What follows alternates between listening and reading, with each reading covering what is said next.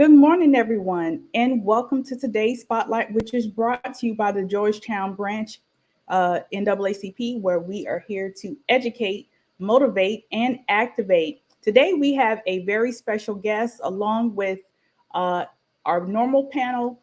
Please post any questions or comments that you have today because you could be featured on today's Spotlight. Remember to please like this post and share it. And also, hop over to our YouTube page where you can also subscribe, hit the bell notification so that you'll know every single time we put out more content. So without further ado, we are going to bring on our panel in just one moment.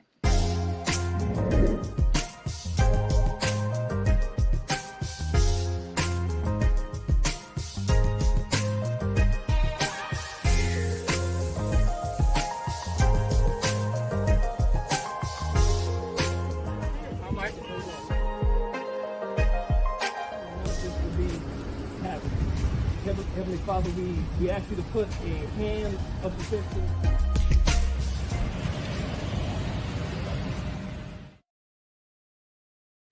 All right, now, so let's bring on Mr. Winchester. Good morning. Good morning, my sister. How you doing? Pretty good. Good to see you. And our president, Mr. Marvin Neal. Good morning. How you doing, Ebony? How you doing, Deontay? Good morning. Y'all, we have some good information to talk with you about today. Remember, again, go ahead and share this page. We have some a very special guest that's actually with us that we're going to bring on just shortly. But I just want to wrap up a couple of things that we did in the past weeks. One of the things that we're wrapping up is going to be our housing clinics. They're going to be wrapping up next week. Now, there is a waiting list, but you're still able to go to the clinics. You can call the NAACP caller line to figure out where you need to go in Georgetown County and Williamsburg County. But if you don't live in one of those counties, you can still call us and we'll give you the state office number so that you can at least go ahead and get on that waiting list. Remember, if you call us, we're also able to help you with social services if you need those things. Seven Dimensions actually has someone available Monday through Thursday that you can call. You can apply for for SNAP. You can apply for Medicaid, senior services, extra help, and more. All you have to do is call their number, 843-904-5323, Monday through Thursday for those things. And the last thing that I'm really excited about that we have wrapped up, and hopefully we'll be able to do it again, is the predatory lending and SNAP workshop. The last one we had was in Hemingway at the help me, Miss Neal. Look like he left. We had it over at and you know, we were asked to come back, even though we've wrapped up. We're looking forward to next year doing it again. So what we're going to do now is bring on our special guest to talk about a very important subject that we need to be aware of, and that is human trafficking. I knew that human trafficking was bad, but I didn't know that it was this bad. We have Miss Wiley from Engaging Mind Services, and she's going to come on and talk about human trafficking and the things that we need to know about it. Good morning. Good morning, everyone. How are you today? Good, good. How are you? Doing wonderful. Good. We appreciate you coming on to talk about your organization, your goal. You do have an upcoming event, and just things that people need to be aware of about human trafficking. I introduced to you all Miss Wiley. She's the executive director. Yes, good morning. I do want to begin by talking about an event that we're going to have in January 19th through the 20th. That event will be our Interfaith Human Trafficking Conference. And we are inviting all church leaders, as well as social workers, nurses, school employees, or just community members to come out and learn more about human trafficking and be empowered to eradicate human trafficking in your community. Just to talk a little bit about our organization, Engaging Mind Services, we are a human trafficking agency, and we provide services to victims of human trafficking and sexual assault. I'm also a member of the Coastal Region Human Trafficking Task Force that serves Horry and Georgetown counties. And so I'm very happy to be here today. I know there's a question that many people ask, and that question, believe it or not, is what is human trafficking? So I do want to start with that because human trafficking involves the use of force, fraud, or coercion to obtain some type of labor or commercial sex act, and that is major because we think about human trafficking. We think about the movie Taken many times, and yes, sometimes a victim can be taken, but human trafficking can happen in many areas and to many people, and they're not always taken. Sometimes human trafficking actually occurs in the home. And how do they focus on who to involve in human trafficking? There is a process, and I want you to keep this in mind because it's called grooming. And that grooming process is a use that they do to control and manipulate someone into trafficking. And they gain the victim's trust. They provide the victim with things that they normally don't have, like brand new cell phones. They might get their nails done, get their hair done, and all of that just to get them into sex trafficking. One of the things that they do that, you know, if you think about it, is they isolate a victim and get them away from their families. They can talk to them about anything in the world. And but many times, because our victims are so young, they believe what that trafficker is telling them, and then they're forced into trafficking at that time. So human trafficking is happening right here in Horry County and Georgetown counties. Now, at our agency, within 1 year, we've served 54 victims of human trafficking, and they're still coming every week.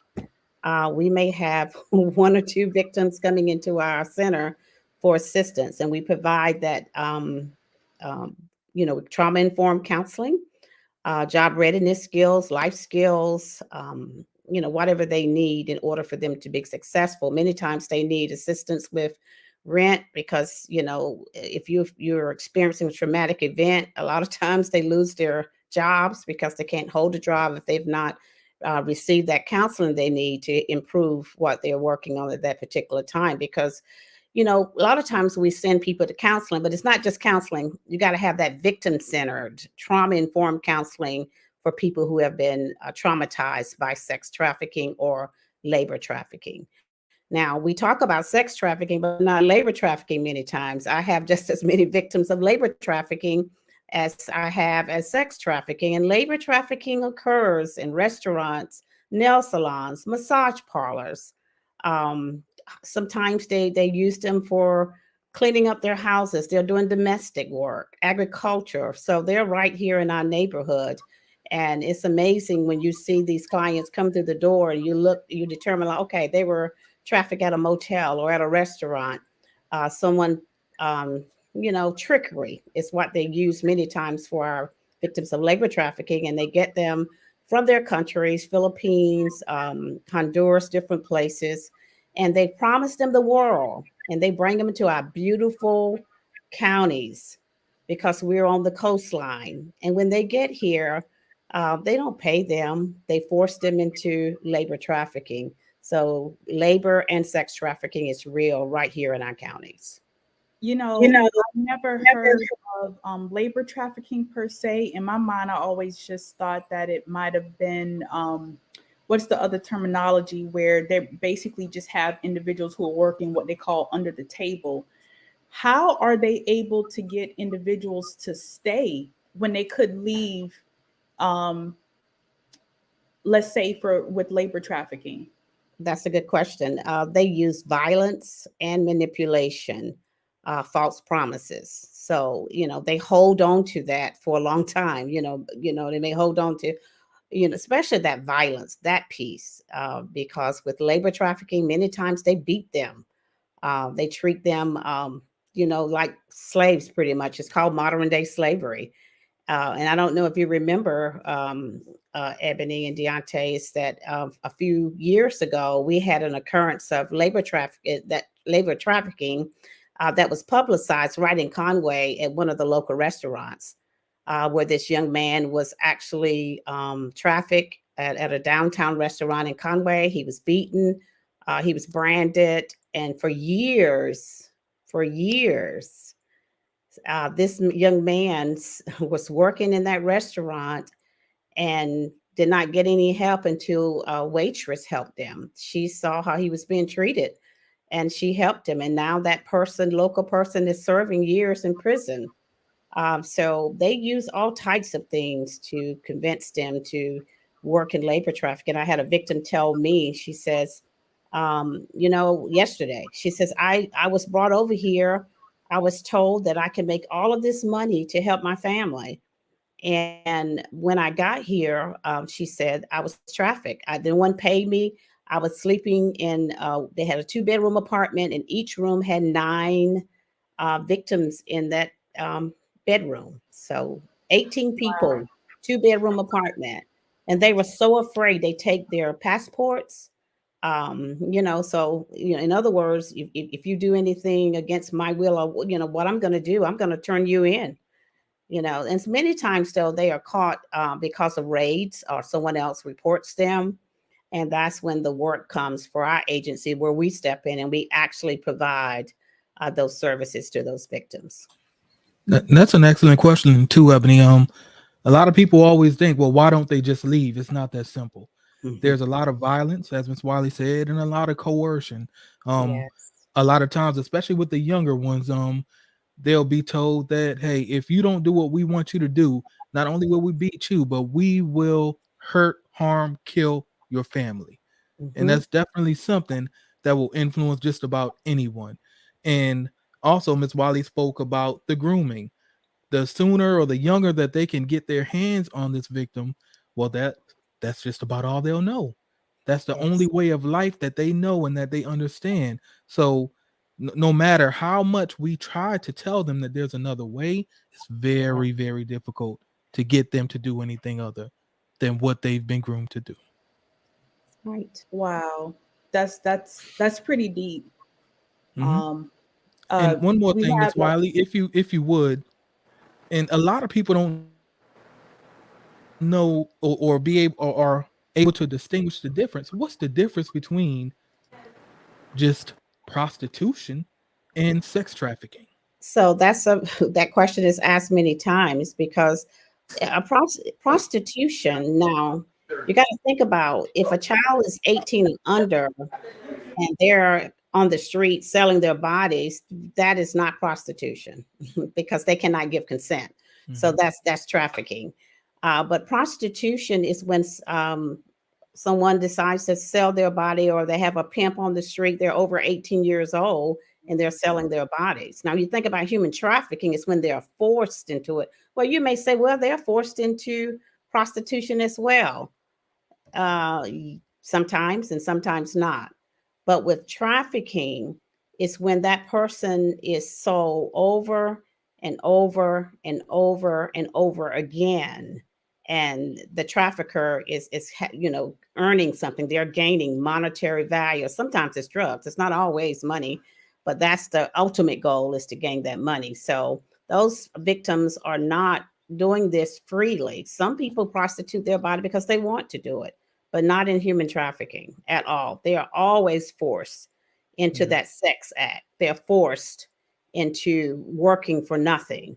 That's always the force. And people are using trickery. That's that fraud piece and coercion. They're going out of the way. They've groomed this person sometimes weeks, months, and sometimes years, believe it or not, before they force them into this act. So And there, often there is, narcotics will be used as well. They will yes, force them to take drugs and yes, be the only supplier of those drugs that they can get their hands on. that's right. Yes. And people do a lot, like you just said, for drugs. I mean, because they need it. They need that next fix, Mhm. and so they continue in this process. But our kids, if you think about though, our young kids that are caught up into this practice of human trafficking, they cannot give consent, and I say that so many times that but believe it or not, sometimes our young kids, or when they're teenagers, they fall in love with their trafficker. They think they fall in love with their trafficker. Let me rephrase that. And I even know one victim that when she turned 18, she left home. Guess where she went back to? She went right back to her trafficker, because he has programmed her. He's manipulated her so much that she felt like, oh, he loves me, he cares about me. It's called And that's Stockholm what our syndrome. Stockholm syndrome, and that's what our Mhm. young people are really experiencing now. But and I think about, so what can we do as parents? I tell you, I do a lot of speaking to schools, churches, and I try to get to the parents.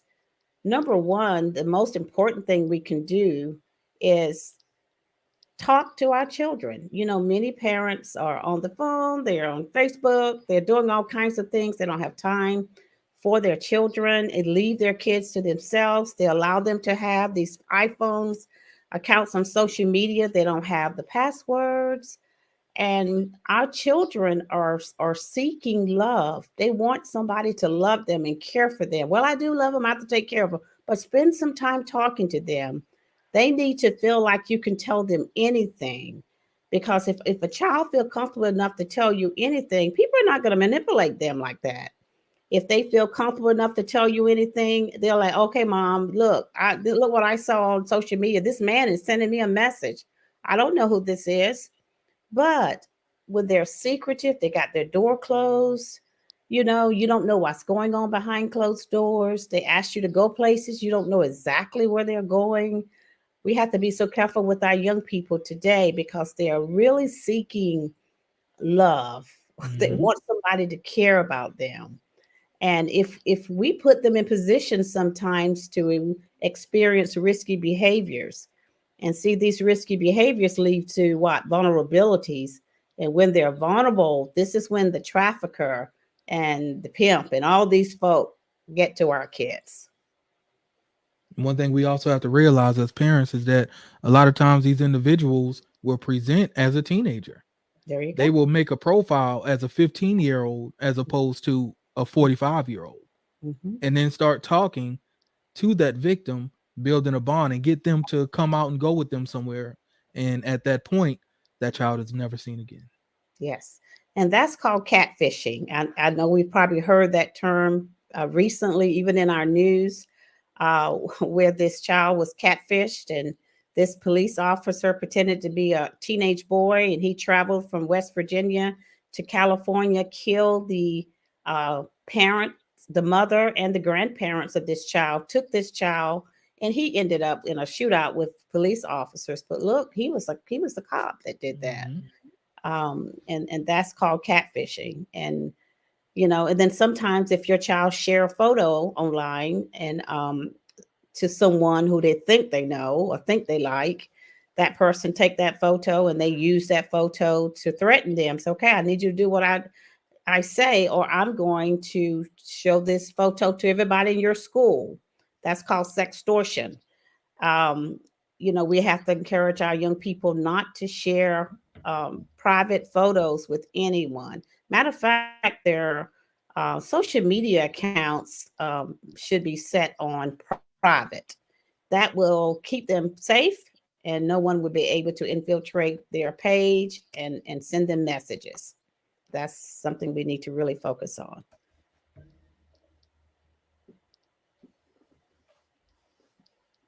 Okay. So, So can you tell us, or at least talk to, good morning, Miss Bradley. Thank you for joining us this morning. Happy to see you as always.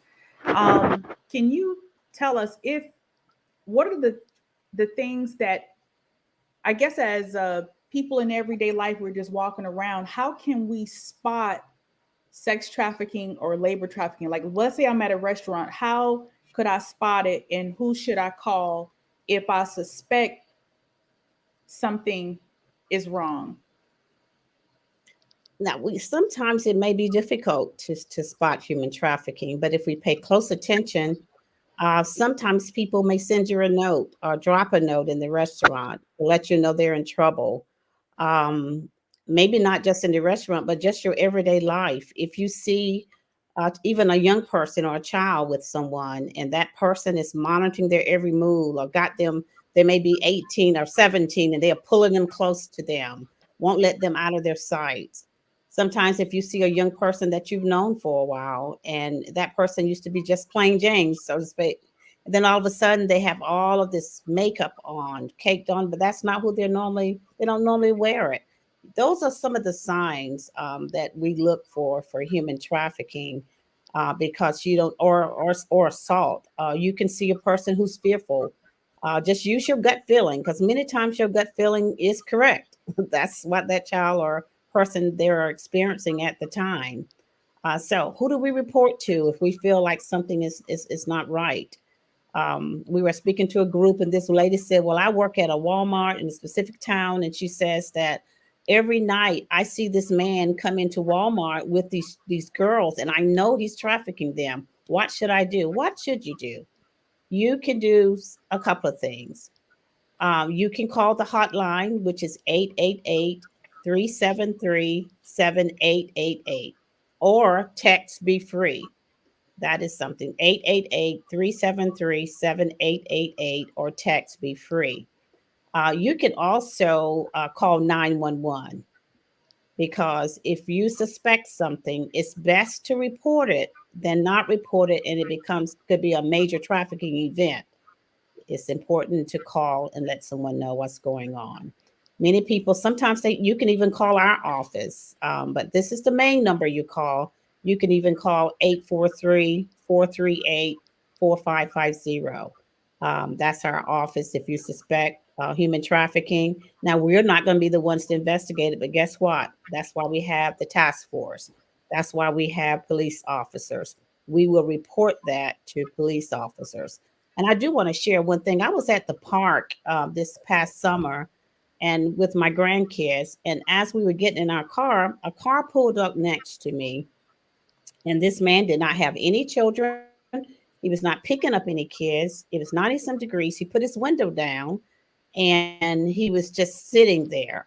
Now, I suspected him. So I didn't say anything to him, but on the slide, I took his picture. I took a picture of his license tag, and I text that to one of the law enforcement to let him know, look, this man just pulled up. And I sat there for a while, and he was just watching, because to me it was a red flag. What do? They sent a police officer to the park, okay, to check it out. So we can report things that we suspect is human trafficking. And I try to give you some examples. I was another time in August, I was at the Asher Theater. I was parked outside there, and these two young girls came up to me, was selling art. You probably seen the peddlers and the panhandlers selling art to me. And I was talking to them. Of course, I questioned them. They didn't realize who they were talking to. I asked them, I said, who are you? I mean, how old are you? They said, we are missionaries and we're selling art. And we were trying to go on a mission trip. Well, where are you from? I'm from New Jersey. In my mind, you drove from New Jersey to Myrtle Beach to sell art to go on a mission trip. You could have used that money. So I asked them so many questions that they decided to leave, and they left me. I knew something was going on. And the next thing I knew, these two young ladies ran across the parking lot. This guy was waiting in this dark tinted car, no shirt on. He got out of the car. Hey, that was a trafficking event. And so I reported it. I called the 888-373-7888 number. So that's what we do if we suspect human trafficking or sexual abuse. I'm going to leave that up here for a second for individuals that need to write this number down in case you suspect human trafficking. Make sure you take a screenshot of this and lock it in your phone, so that if you suspect something, it doesn't hurt for somebody to just investigate. Okay. to check into it, see what's going on. I like the questions that you asked, Miss Wiley. You know, how old is the person? Where are you from? And that gives you insight maybe to what's going on. So those are really good tips about human trafficking. This needs to be talked about more. And maybe you can even shed some light on the statistics. From my understanding, Horry and Georgetown County is probably has some of the highest human trafficking statistics. Is that true? Can you tell us a little bit more about it, and why is that? Why here? Real quick before Ms. Wiley gets into that, you said investigate, and that's definitely something we want to do, but do it from a distance. We don't want to approach anyone because we don't want to put ourselves in danger, and we also don't want them to remove, you know, the individual from the location and start making phone calls and getting rid of any evidence and moving other potential victims around as well. So take pictures, make phone calls, but never approach. Good point. Good point, Deontay. Just so briefly, I heard Miss Riley talking, and it reminds me of an incident right at the speedway across from Walmart in Georgetown, where me and the wife pulled up, and this Mercedes van, was a van with no windows on it, was enclosed. The guy went to the back. He unlocked it. He had a lock on the back, and he opened the door. And when he opened the door, he was talking to some people in there. And when I walked around, you know, he hurried up and shut the door, and he got in the van, and he decides to pull out, you know, just abruptly and stuff. He never made it into the store. So I told my wife, something is wrong with that picture. That's a sign of human trafficking, because there's some people in the back there. So I called the 911 number, police station, and I let them know, and I reported it, and they still would have taken care of it. But those are just some of the indicators that's out there, you know. And like she said, people are panhandling. Again, just about a week ago, right behind the election office in Georgetown, there was a young lady, Hispanic. She was sitting behind an AC unit between that and the building, just sitting there. I mean, sitting on the ground. I mean, dressed up and everything. So I pulled up and I blew my horn, because I was coming from the dry cleaners, Curry's Cleaner. I blew my horn and I said, "Are you all right?" She looked at me and she hurried and turned her head. Then when I asked her again, she got up and she ran around to the gas station side, right around to the gas station. I said, "Wow, this is interesting." You know, young Hispanic lady, you know, but these are the signs that you get, you know, these human trafficking, and these are the signals that people send you when they seem so out of it and don't want to talk to you. Some of them speak very little English when it comes to the Hispanic population, and that's very dangerous. You know, so if you know some Spanish, hey, use it. You know, it makes them more comfortable. You know, because you know I know a little Spanish. You know, and but she just sat there and she just keeps saying she's fine, she's fine. Then I opened the door and she got up and ran around the front side. And I don't know where she went from there. Someone came around, obviously, and picked her up. But there's some serious situations. Right. Very serious, you know. And I want to also even add, now that you all are talking about it, I can even remember going to different places, you know, and it would seem like it's a church group. You know, sometimes people hide under religious organizations, you know, and in my mind, possibly even another way to groom and make, you know, young girls and boys feel comfortable. And, you know, I don't know if the same thing is going on, but if you have ever noticed anything like that, please post. Matter of fact, Miss Diane has a question here about reporting, but what if you're wrong about the situation? You know, my answer to that is always, when in doubt, report. You know, and that's always the answer. Yes. When in doubt, report. Yes. I'd rather be wrong and absolve Yes. that than to not report it, and you have another child or another individual that's at risk out there. You know, either way, me reporting it, I'm safe either way. Because, you know, someone could report me for something, but once they investigate me, and they say, well, it's nothing there, it's nothing there. but you report it anyhow. From my perspective, from the things that we were taught, just in training and stuff of that nature under the NAACP umbrella, because we talk about it a lot also, the conferences. And it's funny that you mentioned that sometimes that they will go back to the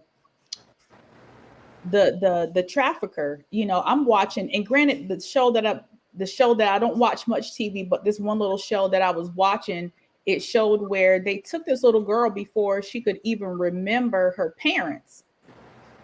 And so when they finally found out, someone had a tip and said, this child looks like someone, and this kid was in a whole other state. And when they began to find out, the kid didn't know, like you said, the child doesn't know any better.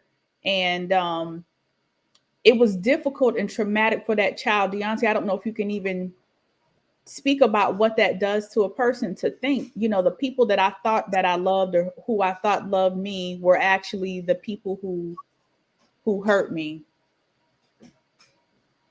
Well, the potential risk factors for different things are endless with that situation. You've got depression, anxiety, PTSD, panic disorders. But the biggest thing is shame and guilt. This individual may think that they did something to possibly influence that happening to them.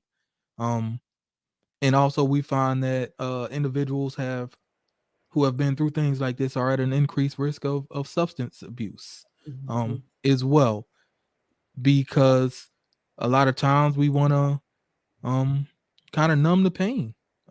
So if we know anyone who has been in this type of situation, definitely don't judge them, no matter what they may be into right now or what they may be doing. You can't know anyone's situation if you haven't walked in their shoes. So let's do what we can to support each other.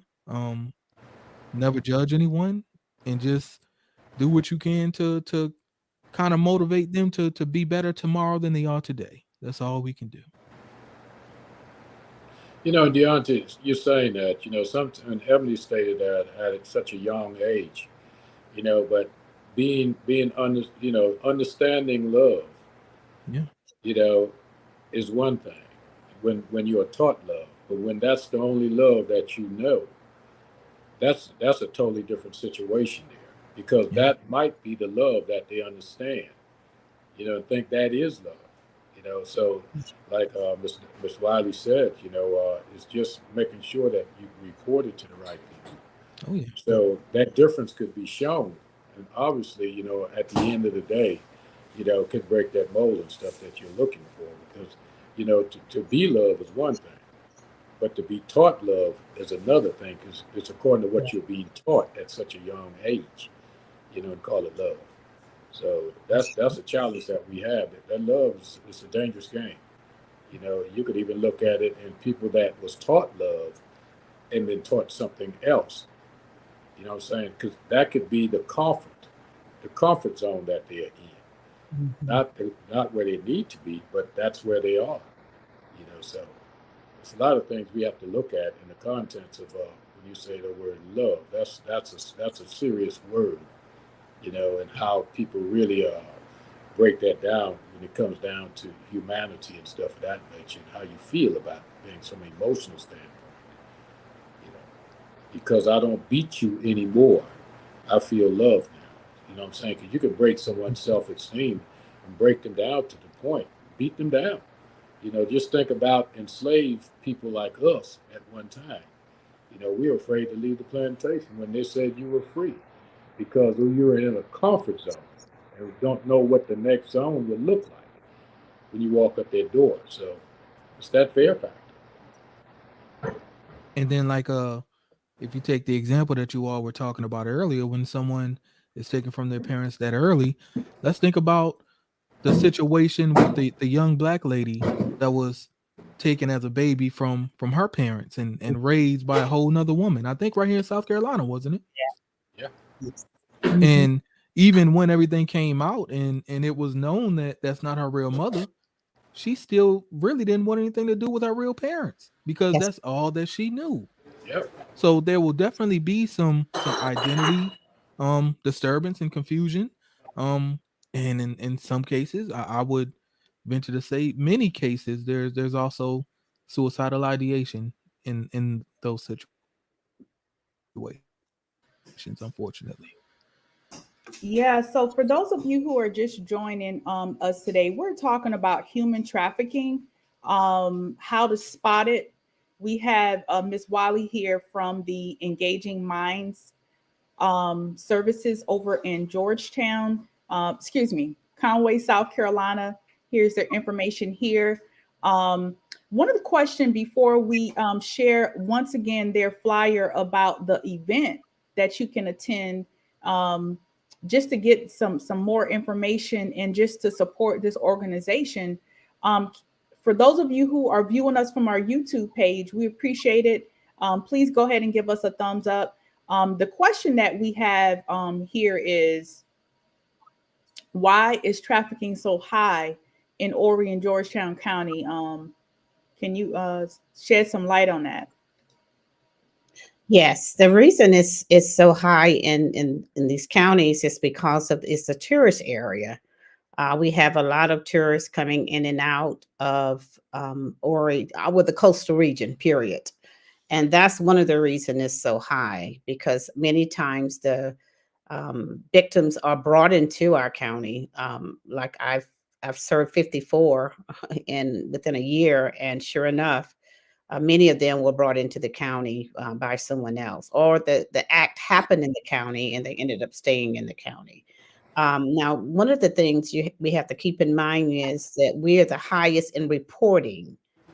That's what that number speaks to, that the 121 cases from 2021.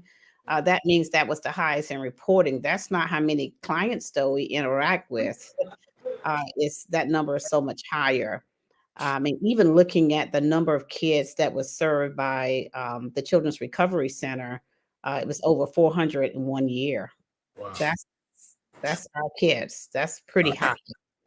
When you think about that. So Horry is number one, and I think we have five other. Even Charleston County is included in that five. So we got Richland, Greenville, and we got Spartanburg. Those five counties are the state are highest in South Carolina.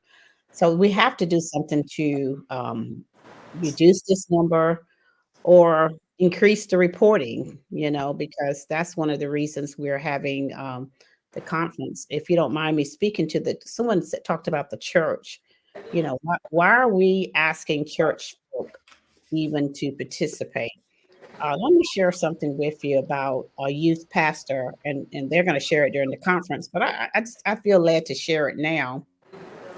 He's in prison now. There's a youth pastor, and so he's have this video. He was talking about, what did I do when I went into my church?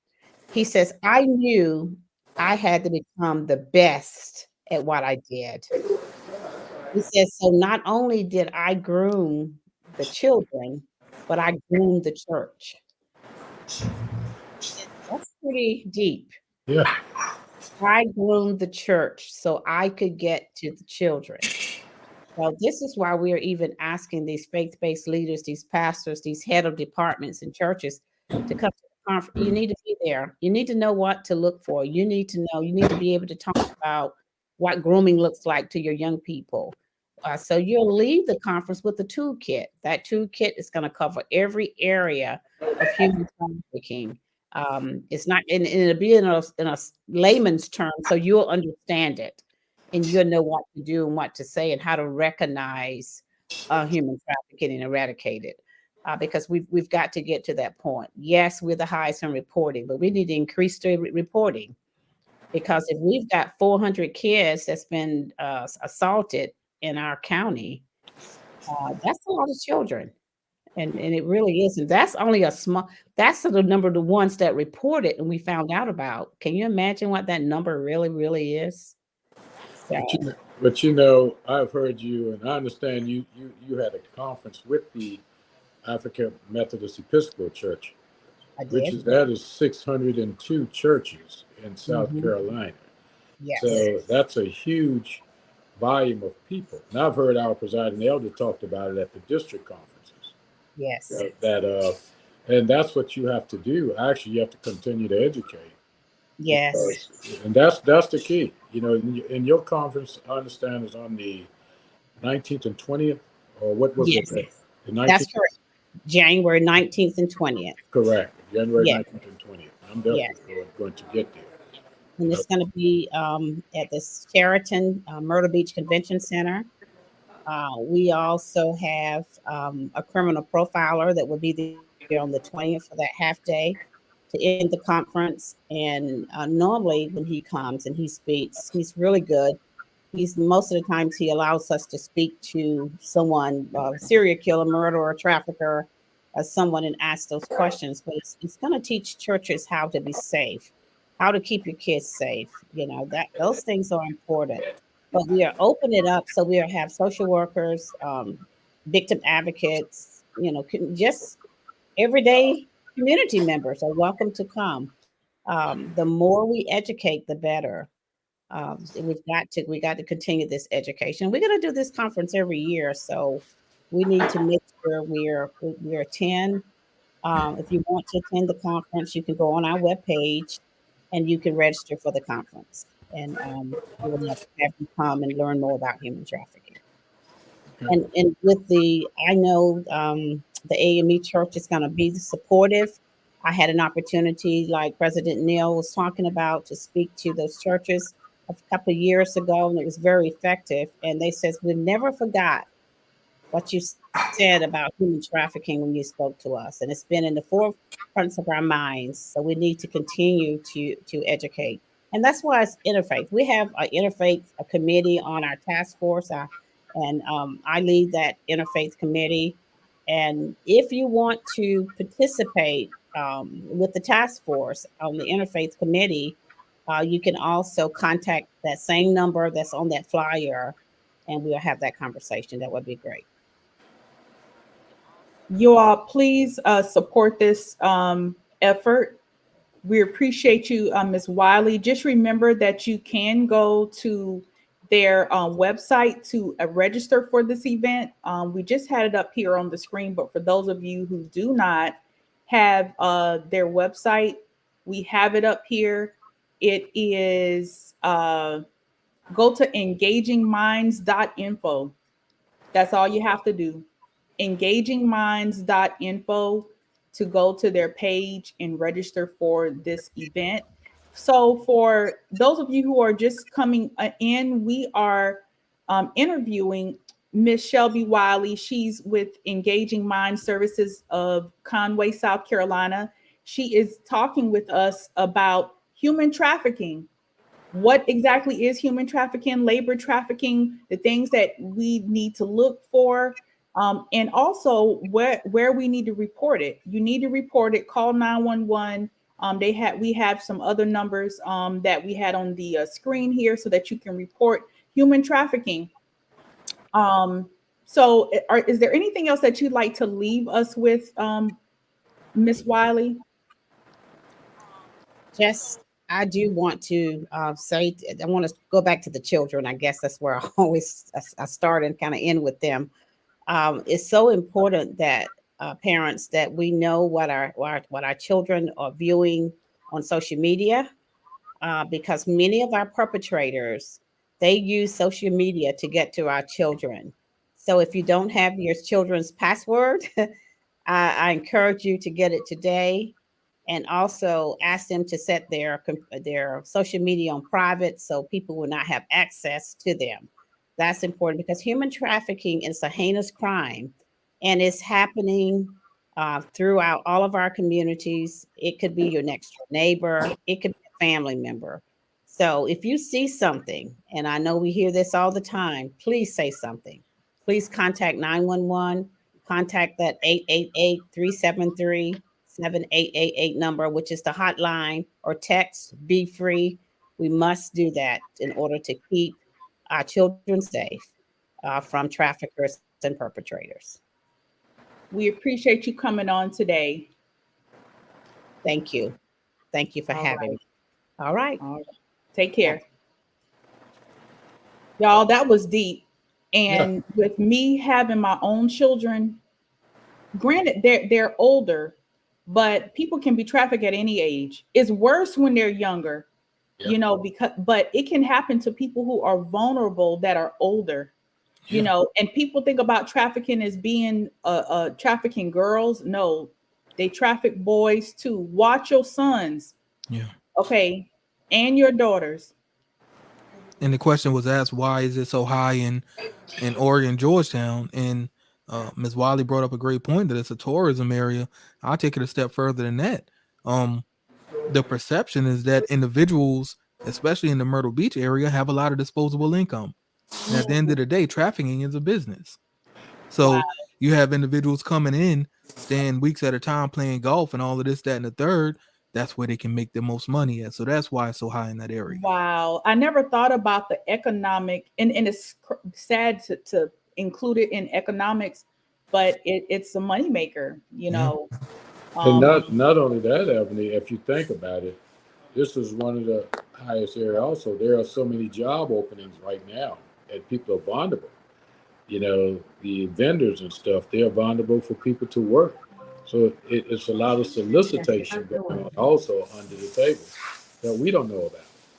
So, right. so And it's just cheap be labor. careful. It's pretty much slave labor. You know? Just be careful.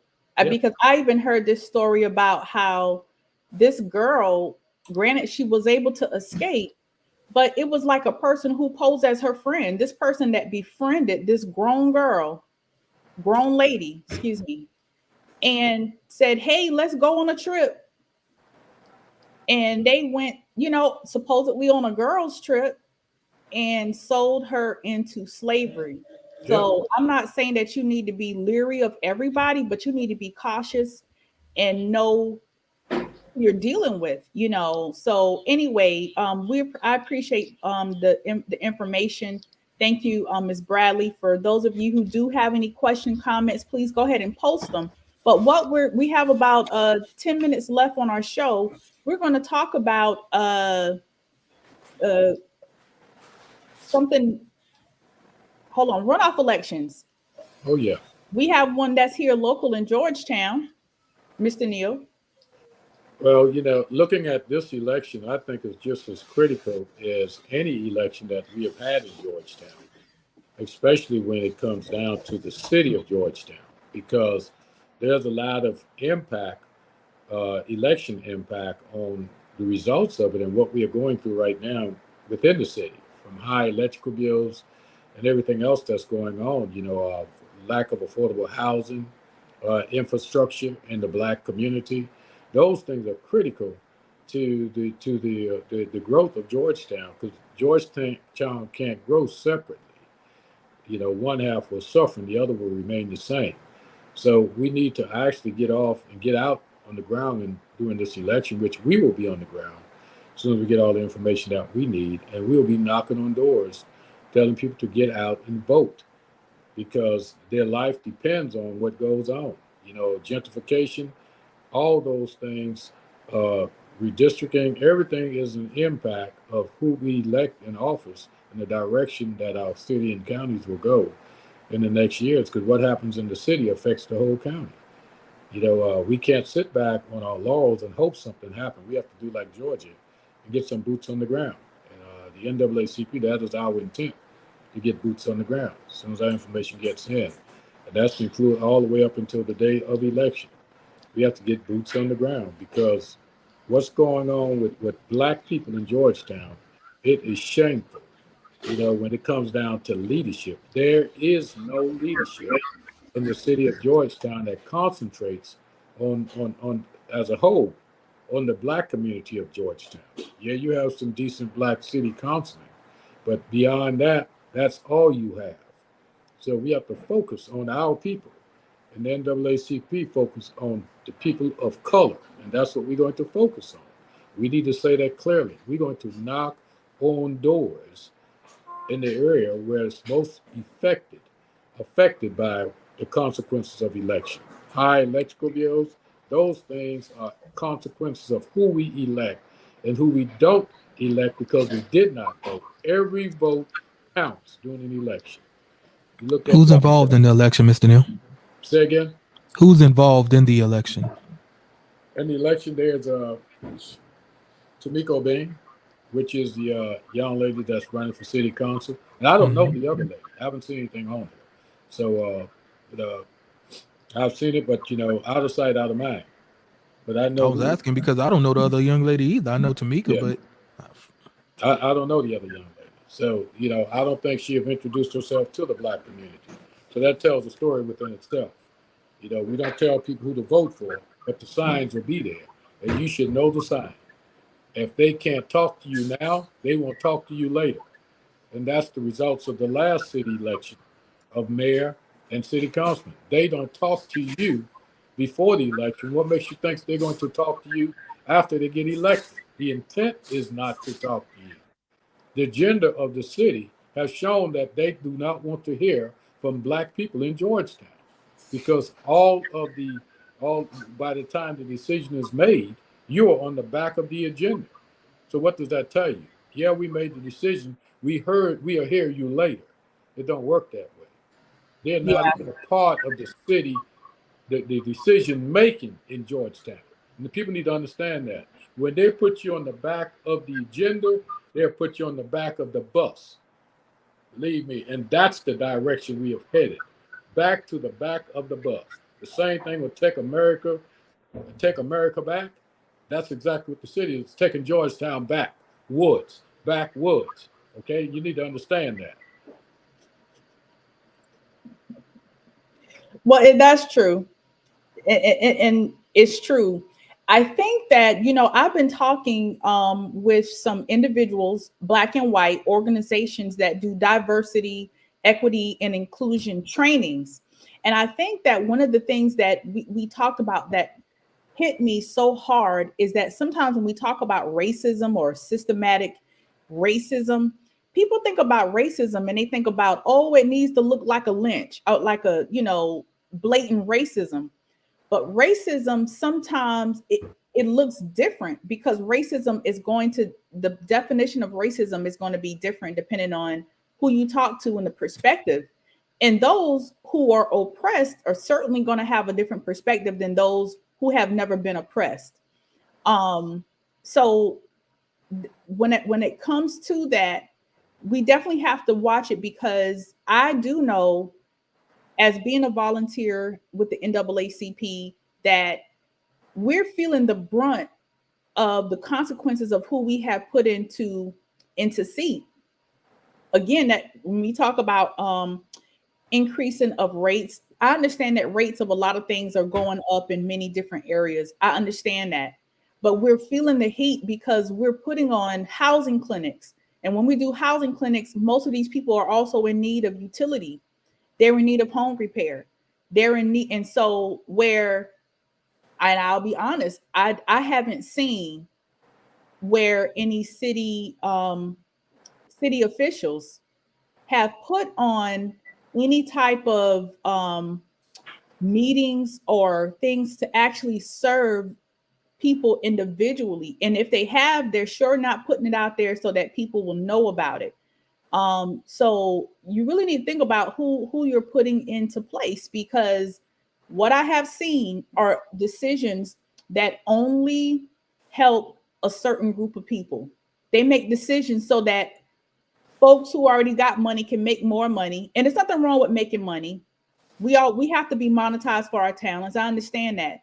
But what I'm saying is when you're sitting in public office, you are a public servant, not self-serving, where you align things just to benefit you. You need to line it up so that the well-being of the whole entire community is pushed ahead and not drawn back. And this is what I'm observing.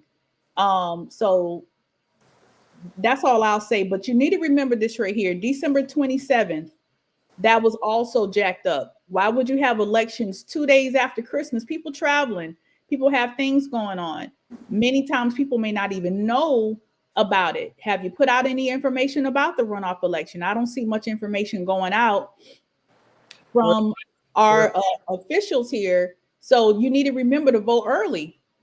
And Ebony, there's always a challenge of getting the city to put information out about election on their webpage. The county does a great job of it. The city does nothing about putting. You have to force them. It's sad when you have to go into a city council meeting, which Wesley Gibson did the last time, and some other folks, and have to ask them to put the election on the webpage. You know, election is nonpartisan. So why wouldn't they put it on the webpage? Especially early voting. Because early voting, the impact is Black people vote earlier now than anyone. So, and this is a time when they really need to vote early. And early voting starts on the 13th this year. So we need to make sure they understand that, you know. So that's part of oppression.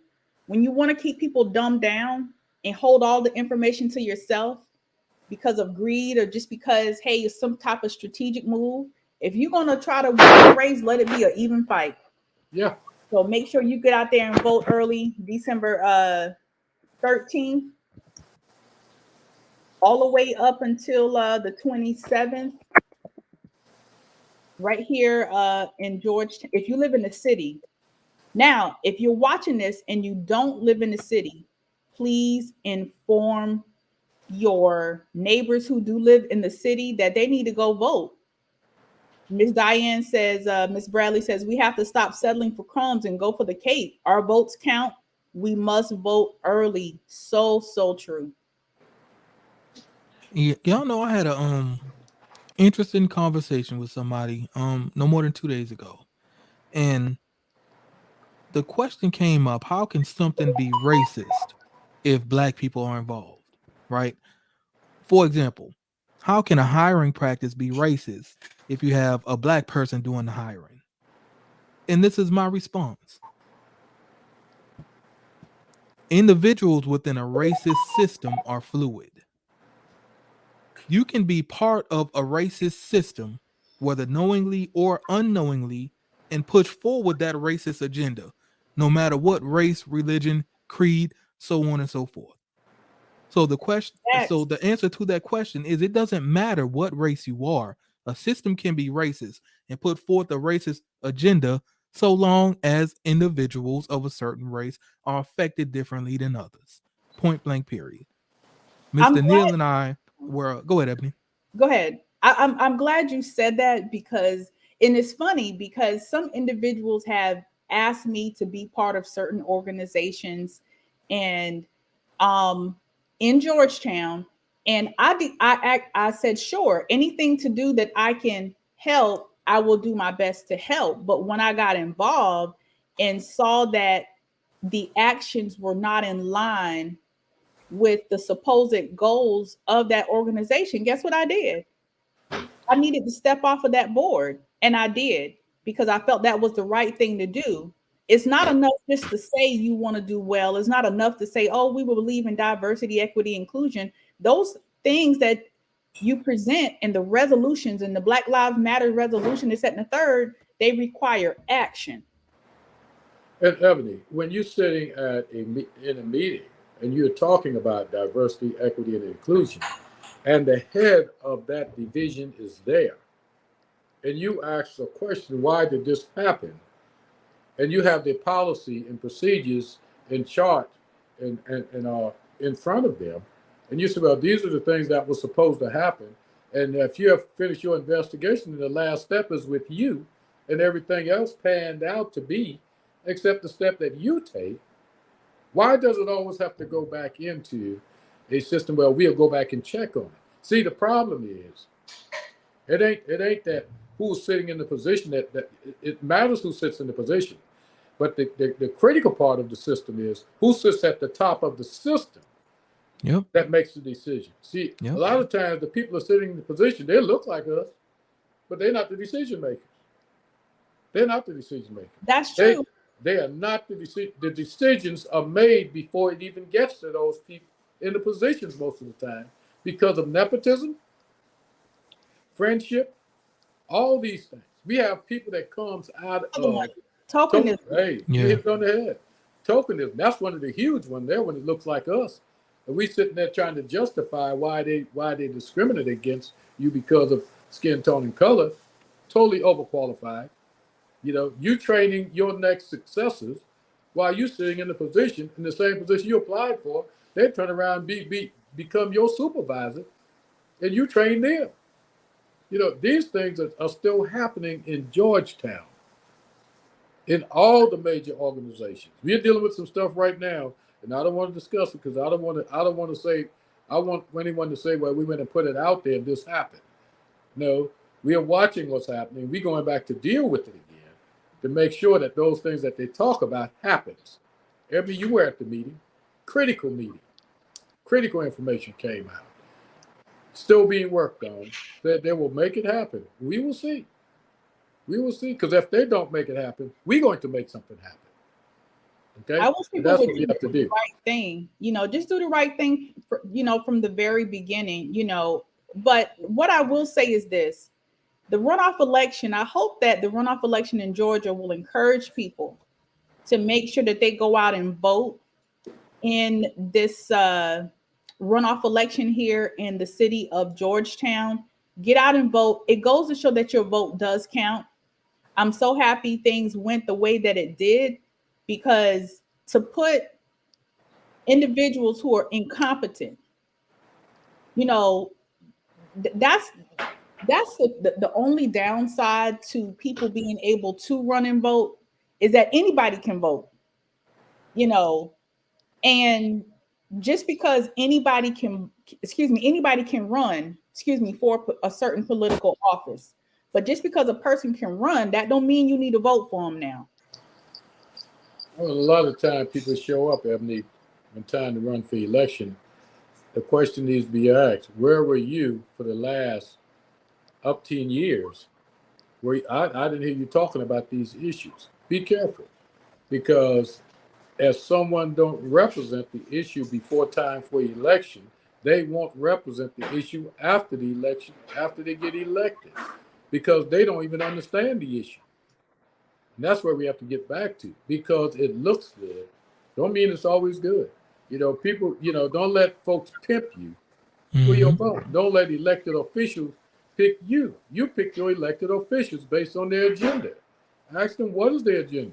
Because if you look at what's happening right now, Ebony, from the last election, I have to keep going back there. People are suffering because of the decision that was made. Even during critical and emergency condition, when the storm came through, you didn't hear nothing from folks within the city of Georgetown. Nothing.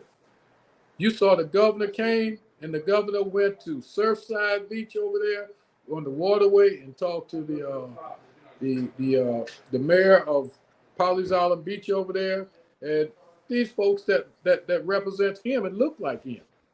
He didn't talk to nobody in the city of Georgetown, and the mayor didn't even talk to anyone in the city of Georgetown.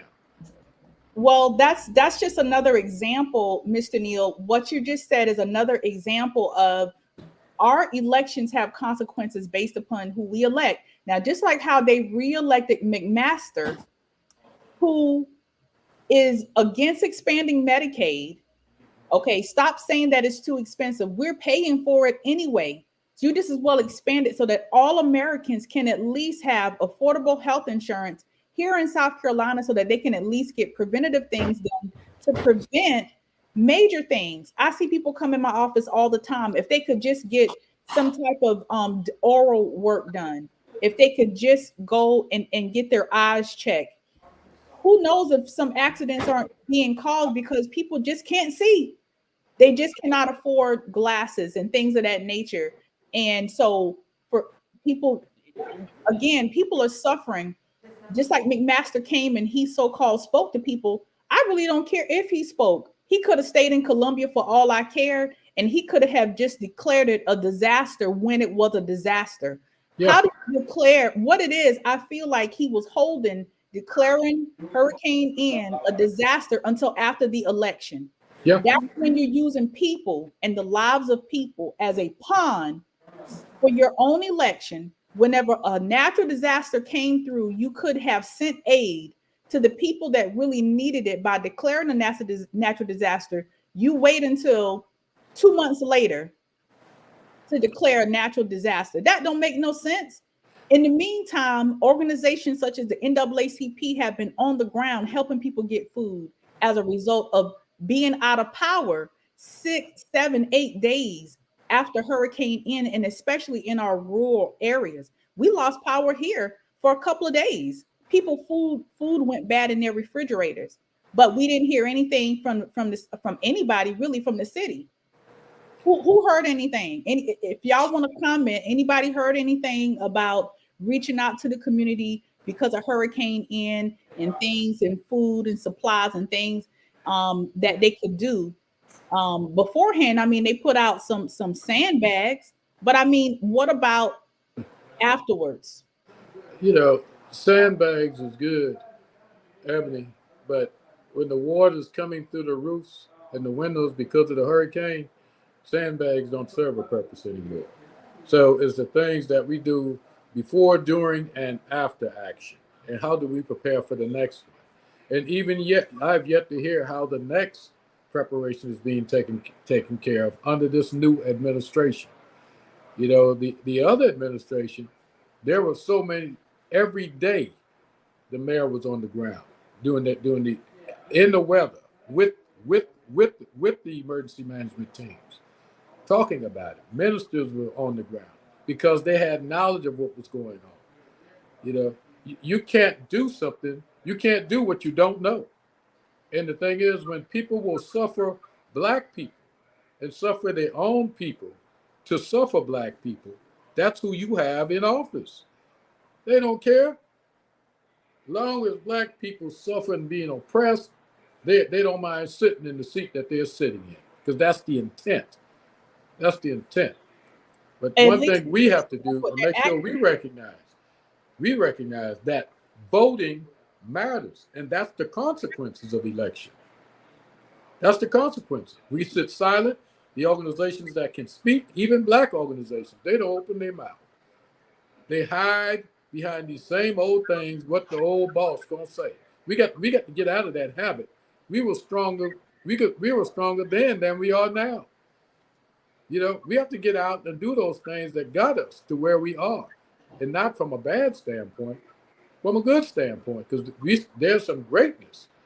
There's some greatness in Georgetown, and we have to make sure greatness is recognized by what we do and how we get on the ground and knock on these doors and get these people out to vote and help them understand why they're voting. Speak to their conditions and they will vote. Don't come with all those flab stuff. Speak to the condition of the people. Housing, rental assistance. How many, Ebony? Over what, 400 just in the city of, just in Georgetown? 400 people that we have helped. And I'm pretty sure 90+% have gotten the help that they applied for. Williamsburg County, the same thing. Still, well, you know, that you know? one of the things about when we help people, we help all people. People come to the office and say, hey, I need help with my rent, or I need help with utilities, I need help with food, or whatever the case is. We don't say, who did you vote for?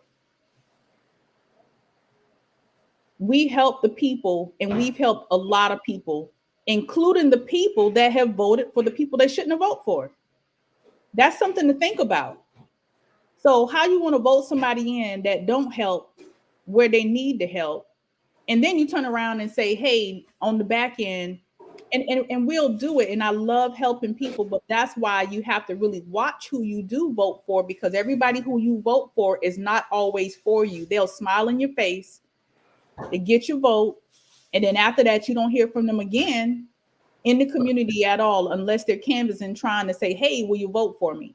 I think people need to start voting according to who has done something in the community. You know, and the statement that gives some just on solving the problem.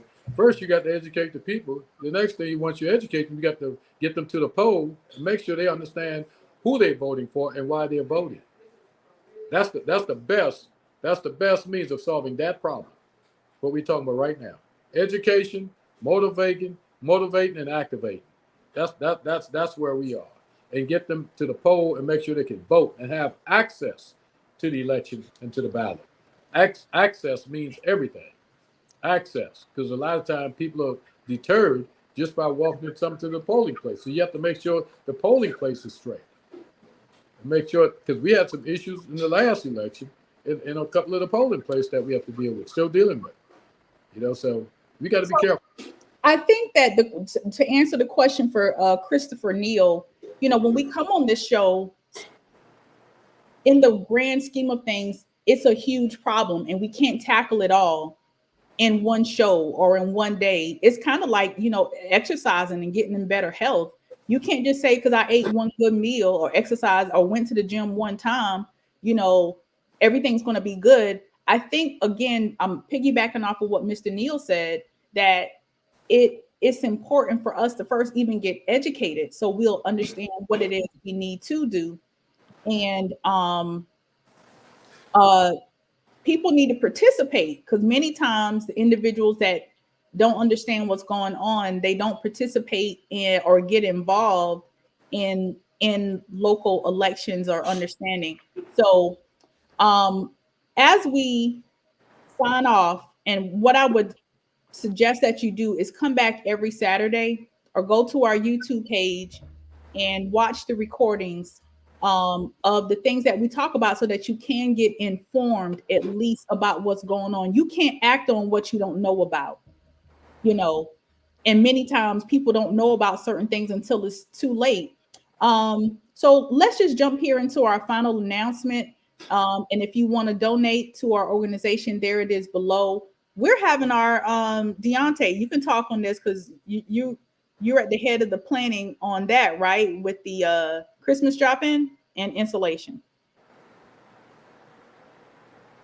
Yeah, so on the 22nd, right there at Howard, we will have our installation and Christmas drop-in. And if you don't know what the installation is, it's when we install our newly elected officers and Committees.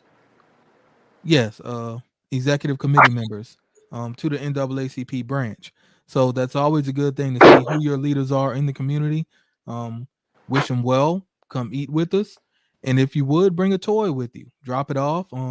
All donations will go to Miss Ruby's Kids, which is a great local organization that deals with early literacy and learning in Georgetown County. So no price limit or anything like that. Just any unwrapped gift. Drop it off and we will make sure that it goes to a good family. Good. We appreciate everybody for joining today's spotlight. One more, Ebony. Oh, go ahead. I'm sorry. Real quick. And additional information will come out about this, but just an early heads up so that we can start getting everybody's head together on January 28th. January 28th, we will have our annual banquet, but it's going to be very different this year. This is going to be something that I don't think has ever been done in Georgetown before. We're going to have a red carpet event, award show style. And we will be awarding many individuals in the community who have done a lot to support not only the NAACP, but the community at large. We will have presentations for certain individuals within the branch that have done a lot of work. And we will also, after the awards presentation, have sort of an after party. So come out, have some fun, let your hair down, turn up, as they say, and eat some good food. There will be hors d'oeuvres and beverages served as well. And also, I think this is a great opportunity to come out and understand and just hear the great work that the NAACP and their collaborative partners have done over the last 3 to 4 years since we've had our last banquet. There was a ton of work done, a lot that you know of, a lot that you might not know of, but you will know why you're donating, why you should join the NAACP. It's the most progressive organization, civil rights organization in the nation. There's none like it. I mean, consistent, financed, everything. They have every tool that could get the job done. The only thing that we are missing is you. One more member, you. One more committee member, you. That's what we're missing in the NAACP. We got everything else. Let your voice be heard. Hey, your vote is your voice, and we will speak for those that can't speak. That's what we do. God bless you, and come on out and join us. Thank you all for joining Spotlight, hosted by the NAACP branch number 5520, where we are here to educate, motivate, and activate. Please remember to give us a thumbs up. Go over to our YouTube page, subscribe, hit the bell notification so that you will know whenever we are live. Look forward to see you next Saturday. Thank you and God bless.